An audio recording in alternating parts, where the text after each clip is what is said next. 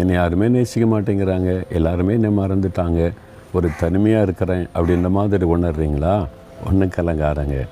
ஆண்டவருடைய அன்பை உணர்ந்த ஒரு பக்தன் என்ன சொல்கிறார் தெரியுமா?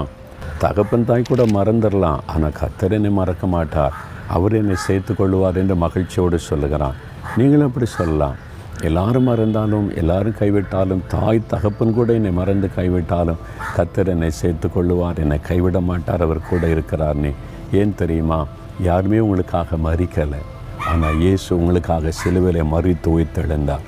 அவருடைய சரீரத்தில் உங்களுக்காக ஒரு ஏற்றுக்கொண்ட காயங்கள், தழும்புகள் இருக்கிறாரு. அது உங்கள் மேலே வைத்த அன்பு. அதனால தான் ஆண்டவர் உங்களை மறக்கவும் மாட்டார், கைவிடவும் மாட்டார், எப்பொழுதும் உங்கள் கூடவே இருப்பார். ஒரு நாள் சோர்ந்து போகாதங்க. எனக்காக மரித்து உயிர்த்தெழுந்த இயேசு, எனக்காக தன் சரீரத்திலெல்லாம் காயங்களை ஏற்றுக்கொண்ட அந்த இயேசு எனக்கு இருக்கிறார். யார் என்னை மறந்தாலும் என்னை மறக்க மாட்டான்னு சந்தோஷமாக சொல்லுங்கள். சரியா? தகப்பனே, இயேசு ராஜா, எனக்காக நீங்கள் சிலுவையில் பாடுபட்டு கஷ்டப்பட்டு சரீரத்தை நொறுக்க ஒப்பு கொடுத்து என் மேலே இவ்வளவு அன்பு கூர்ந்தீங்களே, எல்லாரும் என்னை மறந்தாலும் நீங்கள் என்னை மறக்க மாட்டீங்க, கைவிட மாட்டீங்க. உம்முடைய அன்பை நினைத்து உம்மை துதிக்கிறேன், ஸ்தோத்தரிக்கிறேன் அப்பா. இயேசுவின் நாமத்தில் ஸ்தோத்திரத்தோடு கூட என் விசுவாசத்தை நான் அறிக்கை எடுக்கிறேன் அப்பா. நீர் என்னை மறக்காதபடி கூட இருக்கிறதற்காய் ஸ்தோத்திரம். இயேசுவின் நாமத்தில் ஆமென்.